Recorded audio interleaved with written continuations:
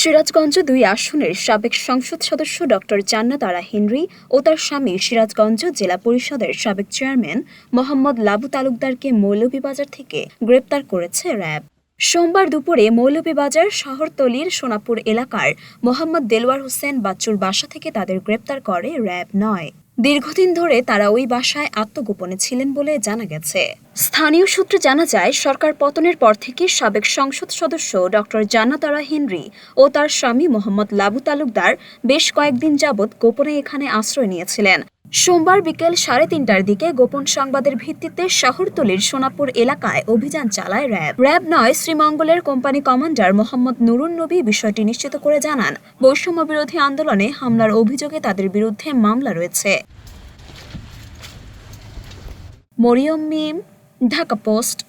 মামা খালা দোয়া করে না, ইনশাআল্লাহ টেনশন করেন না মামি।